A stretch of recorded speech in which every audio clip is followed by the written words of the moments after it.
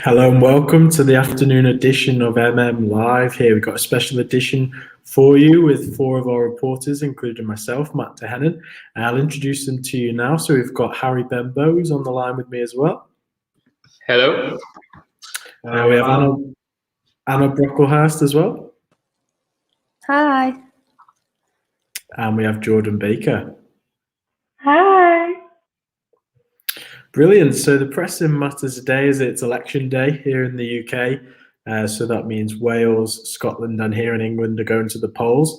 So this is the biggest election outside of a general election. I'm sure all our viewers today and all of us here are voting with 5,000 council seats up for grabs in England across 145 councils.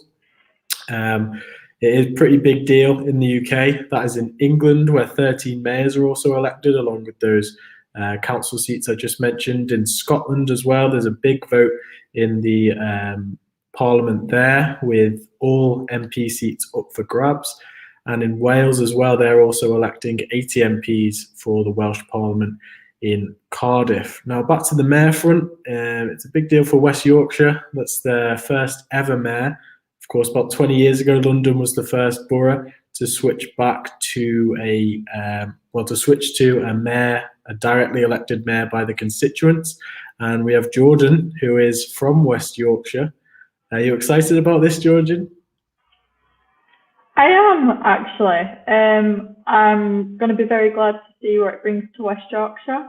Hopefully there's going to be some really good improvements and more funding, hopefully.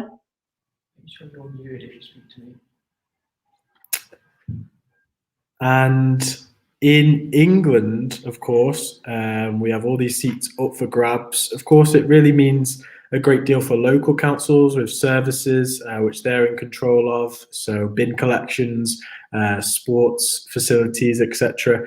It seems on the face of things not so important, but for the party leaders, Boris Johnson, Keir Starmer, it's a big test for them, see how they're faring after the COVID pandemic. In Hartlepool, there is a MP by-election after their last MP stepped down. He resigned, so that is up for grabs. It has been a Labour stronghold since its inception, so if that is a loss, it will be a big, if that's a swing to Conservative, it will be a big loss for Keir Starmer. Harry, are you expecting any big losses today for either Conservative or Labour? Do you think a lot of seats will be lost or won? Yeah, it's quite interesting. I think in the Hartlepool election, it seems that Labour have almost already made their excuses. The sort of Blairite side of the party still seem to think that the turnaround won't be this quick from what they see as the damage that Corbyn caused. It'll be interesting to see how it turns out, because I think it could be a big omen for the next election. It's obviously sort of a traditional Red Wall seat. And I think we will get a lot out of what happens today. Yeah, you are right there. It will be something to keep the eye on. Make sure we all get out and vote, viewers and us on the call as well on this afternoon edition. Moving on anyway to Anna Brocklehurst. She's bringing a story now about something that affects us all in the summer. The NHS passports, the vaccine passports. Over to you, Anna. Yeah, so basically, Grant Shapps has confirmed that the NHS app is going to be used as a coronavirus passport for international travel. This is a different app to the NHS COVID app that was used to track and trace. It's the app that was previously used to book appointments, but it will now also be used as a COVID passport. It basically allows Brits to demonstrate whether they've had the vaccine or if they've tested negative before travelling abroad. It's like I said, it's not the one that's used to check into venues like pubs and restaurants. It's just the one to use to book general appointments. They've also said that they plan on reintroducing the traffic light system. So different countries will be categorised into different tiers. So if they're in the green tier, we can travel there. If they're in the red tier, we can't.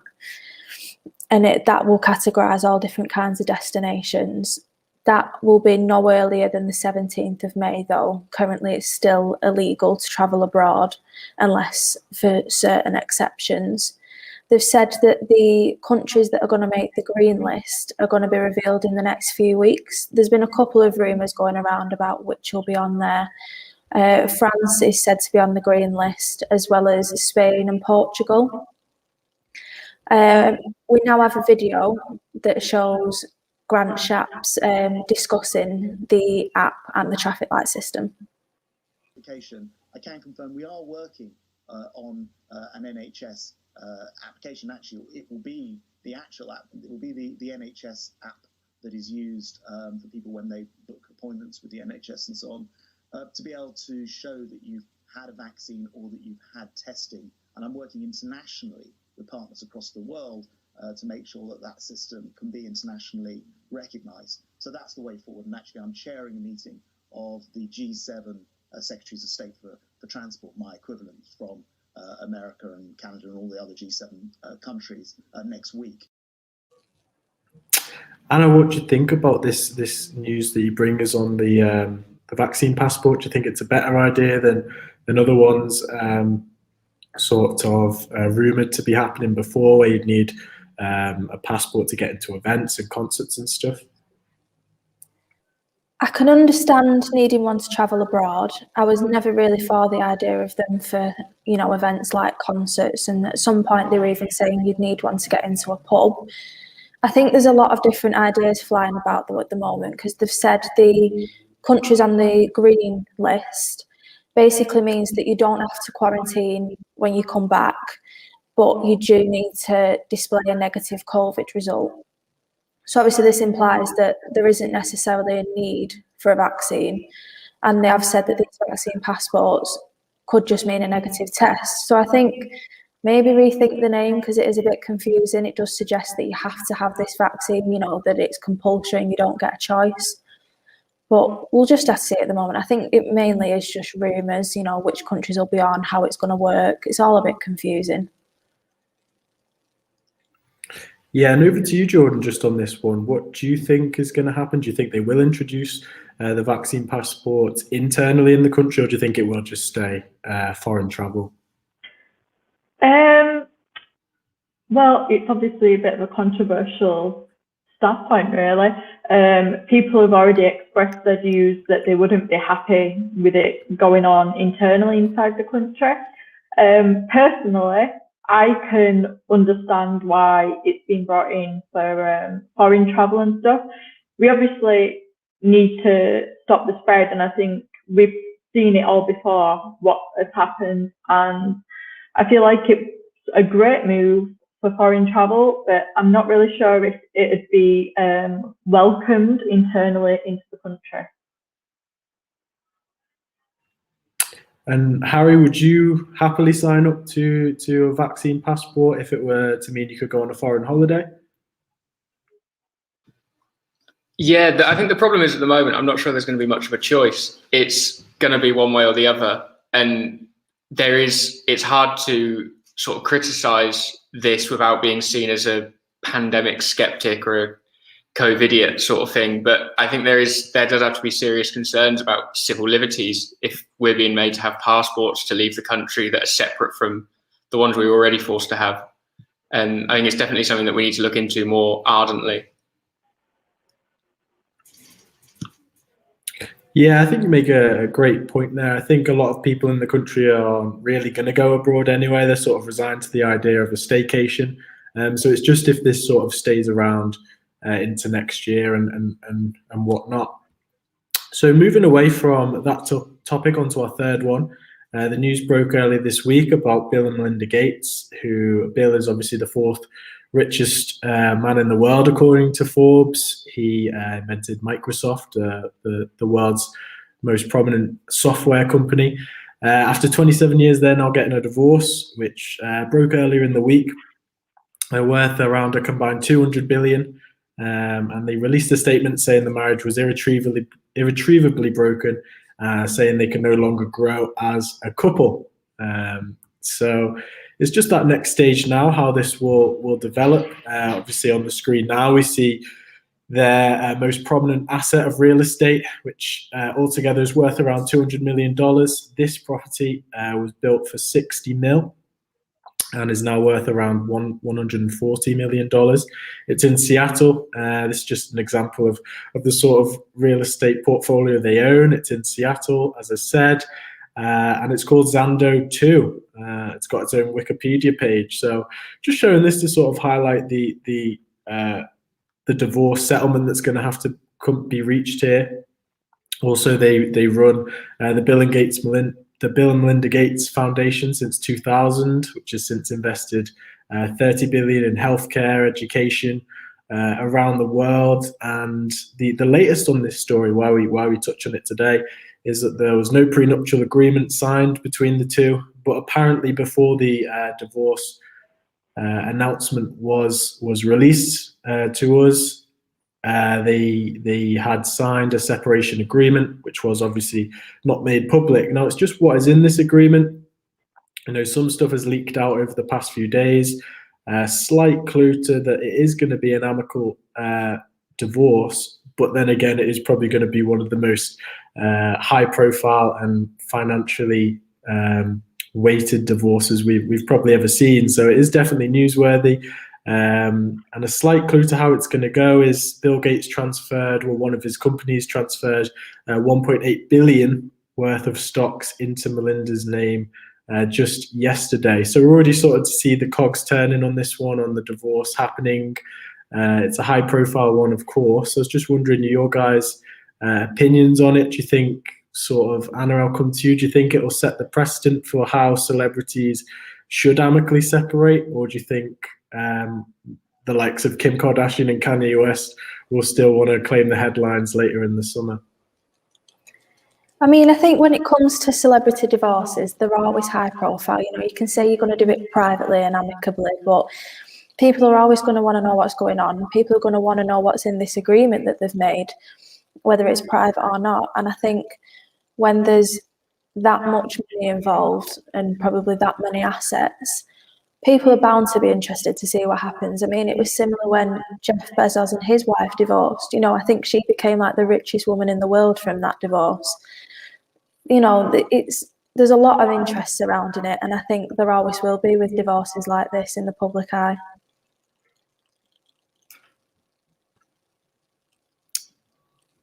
Yep, and over to you, Jordan, on this one. Obviously, they have a big portfolio of real estate, 10 dwellings across America, 2 in California, villas in Florida.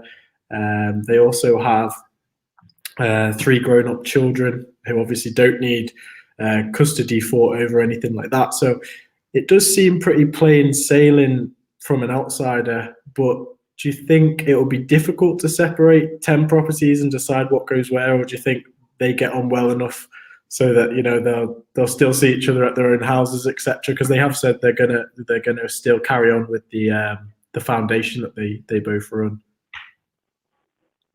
Well, I'd like to believe that they will sort it out in a nice manner and they will get along.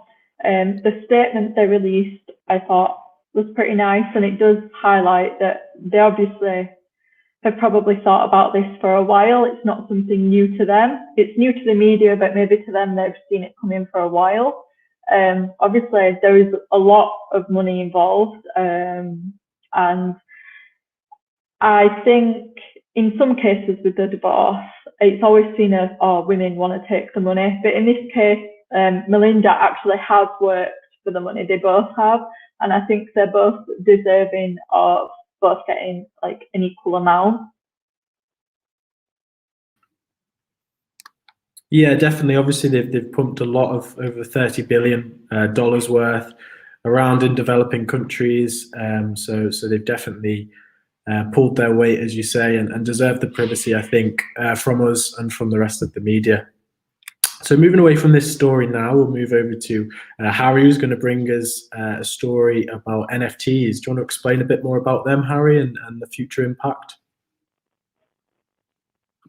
Of course. So NFTs, non-fungible tokens. It's the innovation taking the tech world by storm. There's been more than $200 million spent on them in the first 3 months of 2021 alone. It can be quite difficult to get your head around as a concept. So at its simplest, NFT is a piece of data which is stored on a blockchain, which is like an online file of transactions verified by other people online. And this blockchain proves that the NFT is unique. It's quite an exciting idea. It's currently reaching the news mostly for its possibilities in the art world. There's been William Shatner trading cards selling for millions. There's been Aphex Twin has sold off an artwork, which we have a video of here.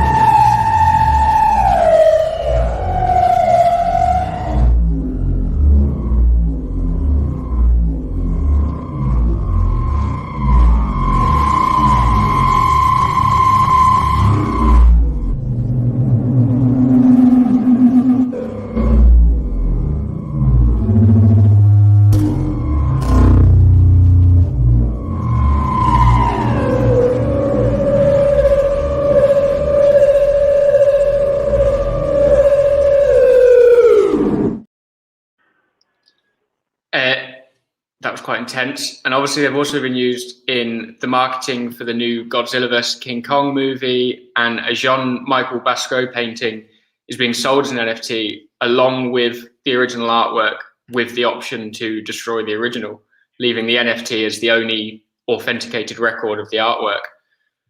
Now, obviously we've just watched this Aphex Twin video, and you may think that surely anyone can copy that. And yes, that's true, but it works the same way an actual painting works. So if a Jackson Pollock painting can be reproduced millions of times, but the artist still retains the reproduction rights and there's only one original. So it's the same process, but online. And this might sound like a sort of flash in the pan folly for the mega rich, but if there are cheaper ways to buy into art, for example, there could be 600 of one NFT, which is sold off at lower prices, and they're still collectible. It's like a real life trading card. Like there'll be less copies of one Pokemon card, more of another, and that makes them worth different costs. But the main problem has been the environmental problems that come with NFTs. And because of the computer power required to verify one NFT, it's been estimated that some use years of an average EU citizen's energy consumptions. And this isn't just true for NFTs, it's true for anything on the blockchain. So for another example, the cryptocurrency market at the moment currently uses more energy than all of Argentina, and the market is entirely unregulated. It's clearly environmentally damaging in the extreme if it carries on like this, and without some sort of oversight, it could go unchecked for the foreseeable future. Yeah, so just trying to get my head around it, as I'm sure a lot of viewers are, and I know the others are on this call as well. I'm guessing these are going for quite a high amount of money, considering their originals and they're numbered. Yeah, the Aphex Twin artwork, for example, was in the millions that sold for. That was one of the first high-profile sales. But with the they have been people selling, for example, Pokemon cards, and they would go for less because there are more copies of it. But as I say, it's currently a huge market, $200 million in the first 3 months of 2021, and that's only going to grow at the moment. Yeah, personally, to me, it just feels like the industry, the arts industry, music is future-proofing for the online future that we're going to live in. Of course, vinyl made a bit of a comeback, and first pressings of vinyl go for a lot of money still to this day. So I'm guessing it's something like that. Jordan, do you think it will be something that takes off, and will you be clamoring for an NFT of your favorite artist anytime soon? I don't think I'll personally buy into it, but I feel like it is going to be something that does take off. Maybe not for everyone, but definitely for like maybe the elitist. It's an interesting concept. I mean, I personally can't get my head around the fact that you don't really have like a physical copy. But then again, we're advancing with technology and moving on to the online world. So it kind of makes sense that it's going in that direction. Yeah, and everything needs its start date. I mean, we are, not from the latest sort of tech generation. So Anna, would you think when you have children in the future, do you think they'll be saying, "Mum, can I buy the latest NFT?" Do you think that'll be the world we live in, or do you think this will just die down? I mean, I hope not. I don't really understand it. I think you've probably got more money than sense if this is something that you're willing to buy. These are going for thousands and some millions of pounds. Although I do think it is going to take off. I think it will be quite a popular thing. I'm just hoping it also dies off at the same time. Yeah, so we'll park the NFTs there. I'm sure they'll rear their head again in the near future with the latest piece of art selling for an extortionate amount. But for now, we'll move on to Jordan. Jordan, you've got a story on microdosing and the benefits of that. Do you want to take the floor? Absolutely. So mental health has no doubt become even more of a focal point in the news and the media and medical science due to the coronavirus pandemic. We've seen some pretty harsh and awful statistics stating that symptoms of anxiety and depression in adults has risen by 30% between 2019 and 2021. And obviously this means that there's a strong need for newer treatments as scientific medical research evolves and newer mental illnesses are discovered. The standardized antidepressant and therapy combination is starting to not really work. It's kind of a one-size-fits-all when it comes to that, and we need to really be treating these effectively. People obviously don't gel with certain therapies, or they begin to build up a tolerance to a particular drug. So microdosing is on the rise as a treatment for mental illnesses in places like the United States, and is offered as a clinical trial by some medical facilities. This has showed promising potential in treating patients with mental health conditions. However, in the UK, this is still illegal and usually self-prescribed. Microdosing obviously consists of taking a small amount of either LSD or magic mushrooms or other psychedelic drugs. This helps improve mood, concentration, and other symptoms of medical disorders. Due to both of these drugs being a Class A in the UK, this means they carry a prison sentence of up to 7 years for possession, which has made it difficult for researchers in the UK to run clinical trials, meaning most evidence is anecdotal.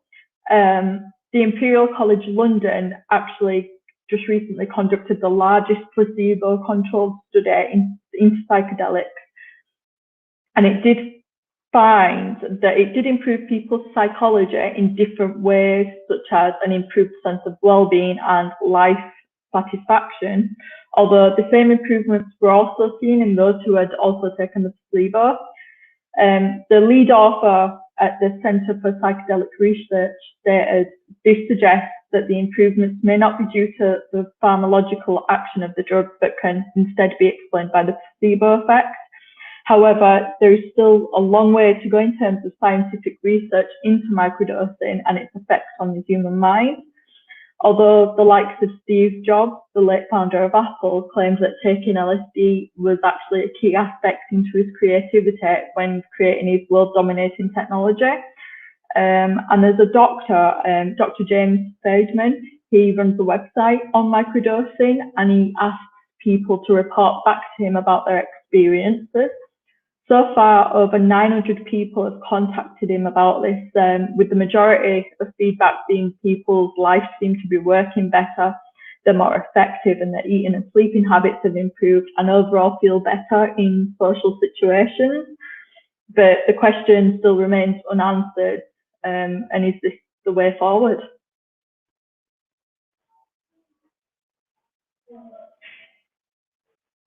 Yeah, there's some brilliant information there, Jordan, with some great studies you've touched on. And I just think listening to it all, the viewers and myself, it's just incredible how these drugs have been sort of overlooked in a professional medical setting for so long. I know the war on drugs sort of had its effect in the 60s, and it's sort of slowed research down, made it very hard for scientists and laboratories to get LSD and psilocybin for trials. I mean, it had to be escorted by government officials if they wanted to use it. So I think we're moving in the right direction, that these trials are happening. But personally, I don't think it'll be any time in the next 10, 20 years which we see these sort of available to get, maybe on a prescription perhaps, in the most extreme cases. Harry, what is your thoughts on it? Do you think this is something that we could see incorporated in our lifetimes, or would you like to see it incorporated if it's having a benefit? Yeah, I think I echo what you say. I think it will be a long time before anything like this comes in, if it does. But if you look at the steps in America from the war on drugs in the 60s to legalizing cannabis now, that's not a step that I'm sure people in the 60s thought would ever happen. I think maybe one day we might get to that point, but it's going to take a lot of work and a lot of campaigning by groups that have an interest in it. And there'll need to be really rigorous scientific evidence before the government move ahead, I think.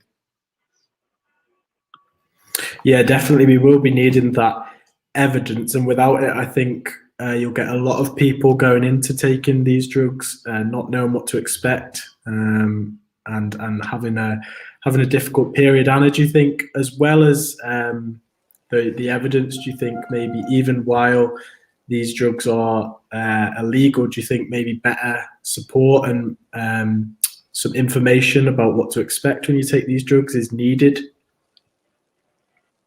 Yeah, definitely more information is needed, and I think it's a tough one because obviously you're raised to believe that drugs are a bad thing, you shouldn't ever take them, you know, you could die taking one dose of these drugs, you go to prison if you're caught with them. And now it's coming out that they can actually be used to help treat mental illnesses. Like Jordan said, they are still in the very early stages of the trials. I think once they progress through more of them and more benefits are shown, they will definitely get more of a backing and more support. But I think it definitely is essential for them to have support for it to be a more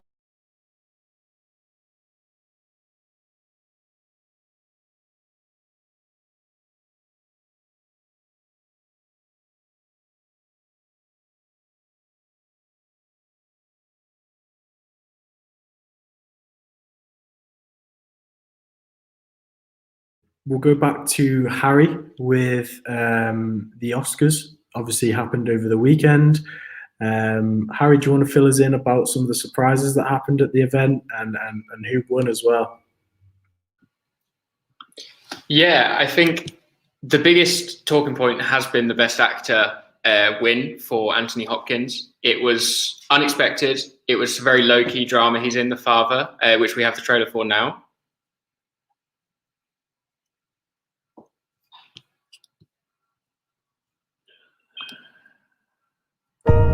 There's something funny going on.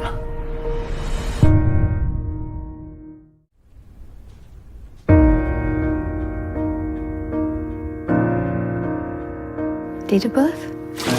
Friday, 31st of December, 1937. You're living with your daughter at the moment, is that right? Yes, in my flat. You see, the situation is very simple. I've lived in this flat for 30 years now. It's me! And my daughter is very interested in it. No, Dad, what are you talking about? So she's moved in with this man she met. I'm here to help you. Tell me, do what? Everything is fine, Anne. I don't know what she's cooking up against me, but she's cooking something up, that I do know. There's something funny going on. Where's the painting? What painting? Believe me, there's something funny going on. Has anyone seen my watch? It's been stolen. No, it hasn't. What do you mean, no, it hasn't? You know, it's been going on for some time. It's me! Anne! Strange things going on around us. What is this nonsense? Where's Anne? What are you talking about? Where is she? I'm here.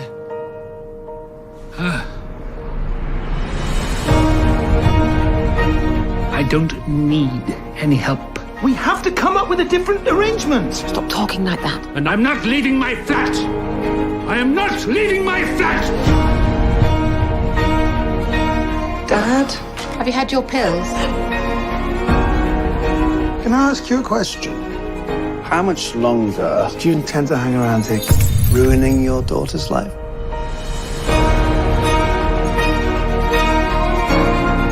Who are you, exactly? What about me? Dad. Who exactly am I?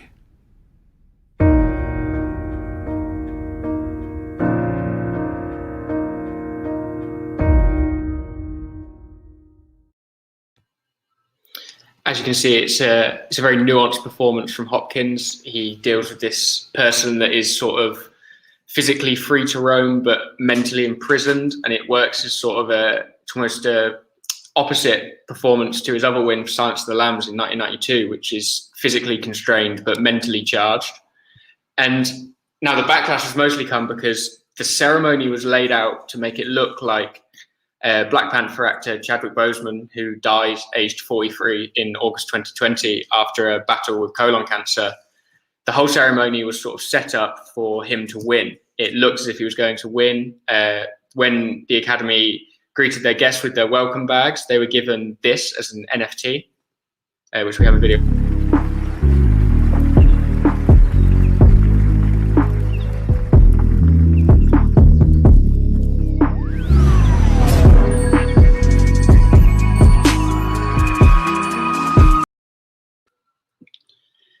And that has got a lot of bad rap on its own for being distasteful, sort of profiting off the artist's death. Some money from the NFT's production was donated to charities, but again, with the environmental issues attached with that as well, that's another problem.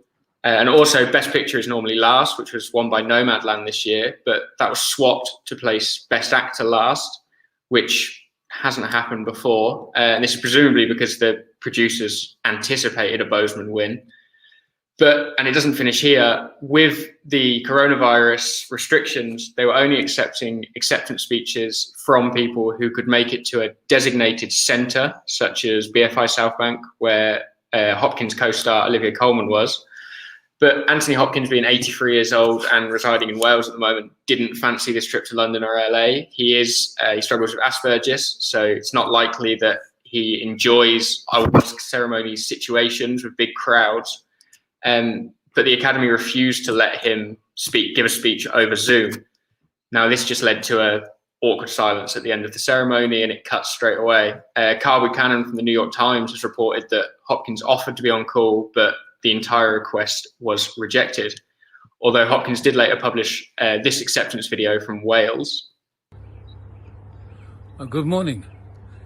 Here I am in my homeland in Wales, and at 83 years of age, I did not expect to get this award. I really didn't, and very grateful to the Academy, and thank you. And I want to pay tribute to Chadwick Boseman, who's taken from us far too early. And again, thank you all very much. I really did not expect this. So I feel very privileged and honored. Thank you. Yeah, some controversy there. Harry, staying with you. What is your favourite film from the Oscars? What is one tip that you would give? Yeah, my tip this year would be, it was a documentary that was nominated, it didn't win, called Time. It charts the last moments of a man's life, and stylistically it's really interesting. It's definitely worth checking out. And I believe it comes out in May or June in cinemas. Brilliant. We'll be sure to check that out. Staying in the celebrity world, but over on these shores, more of a tragic story that broke over last week was one involving Ashley Cain. Anna, you've got the latest on this. Do you want to tell us more about this story? Yeah, so unfortunately, earlier last week, Ashley Cain, who is a former footballer and reality TV star, announced that his 8-month-old daughter, Azalea, had died. Now, she'd been battling a long battle with an aggressive form of leukemia, which she was diagnosed with when she was only 8 weeks old. So she really has had a long, hard battle. They set up a fundraiser to try and save a life and raised more than 1.5 million in total. They had a successful bone marrow transplant, but after that, she unfortunately relapsed and her leukemia rapidly multiplied. The money that was raised from the fundraiser was for a specialist treatment in Singapore, but they were then informed that chemotherapy wasn't going to be enough for her and were just told to take her home and enjoy your time with her. The announcement was announced on social media online. Ashley posted a picture of him holding Azalea, his daughter, and broke the news to everybody, and her mum did as well. Now, back in November, they made a plea for people to register as stem cell donors after finding out that their daughter needed a transplant. And within 48 hours of them asking people to register, 41,000 people had applied. The journey's been very well documented on social media. Her parents posted regular updates and also posted the special tributes that she'd received from people all over the world. And shortly before her death, a plane flew over the family home that created a love art in the sky for her. The whole street came out to watch it, and it really was a very special event for her. Since her death was announced on social media, it was flooded with tributes, not just from people that knew her and from family members, but from thousands of strangers that have followed along with this journey that was really hoping for some kind of miracle for her. And it definitely tugged at the heartstrings of everybody that knew the journey, because I think people grew to feel like they knew her story, they knew the family. And yeah, it's a really tragic death and really unfortunate for the family. Yeah, it's for the journey she's been on. It's a really sad ending to the tale. Obviously, our thoughts all here are with the Cain family, and yeah, we can just hope that illnesses like this in the future can be prevented. Obviously, the 40,000 people or so that came forward as donors, hats off to them, and that's just a true testament to the power of social media. Anyway, we'll move on to our final story. That is with Jordan Baker. She's got a story to tell us about an Indonesian submarine. Jordan, do you want to take the floor and tell us more? A few weeks ago now, an Indonesian submarine went missing off the coast of Bali in Indonesia. It was carrying 53 people, and it was unfortunately found split into 3 pieces on the seabed. It was called the KRI Nanggala, and it disappeared after requesting permission to dive during a torpedo drill. The reason for its sinking has not yet been made clear, but Navy officials did say that they had received signals from the sub's location more than 2,600 feet deep, which was way more than its capable depth. The Indonesian military head, Hadi Tanjanto, said, "With deep sadness, I can say that all 53 personnel on board have passed. We received underwater pictures that are confirmed as parts of the submarine, including its rear vertical rudder anchors, outer pressure body, embossed dive rudder, and other ship parts. With this authentic evidence, we can declare that the KRI Nanggala has sunk and all the crew members are dead."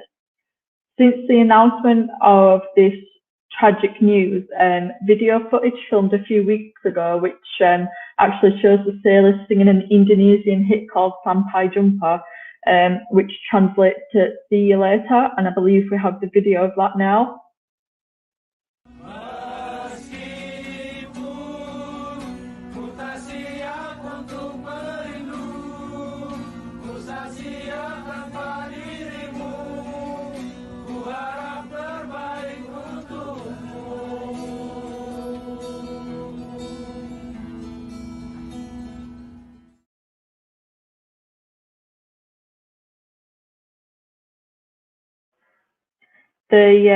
The crew members are obviously being honoured by the Indonesian government and military.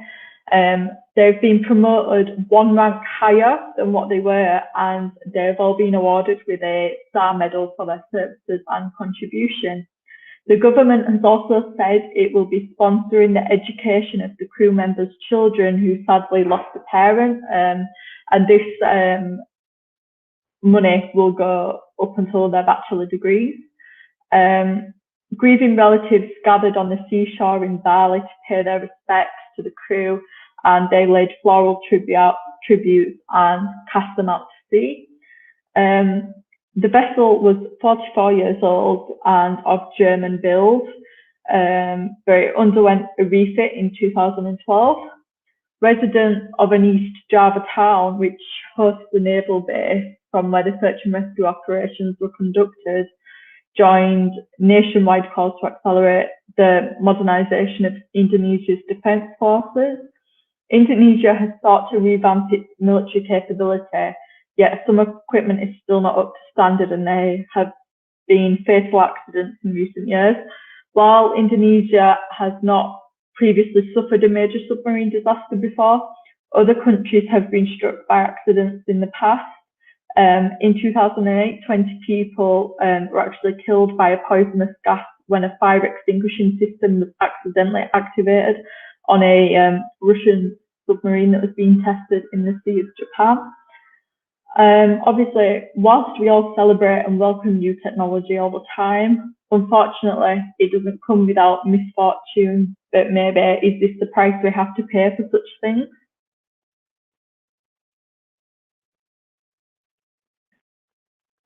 Yeah, spot on there, Jordan, with that coverage. Of course, again, it reminds me of flight MH370 and even the Grenfell disaster last year in this country, where terrible tragedies have to happen to highlight pressing concerns that need to be addressed in government. So obviously, again, all our thoughts obviously go to the crew of the submarine over there. And yeah, that brings an end to the show. That's all we've got time for. If you would like to join us next week for more from the Newsroom, we'd love to have you. Thank you very much for watching and have a great day. Don't forget to vote.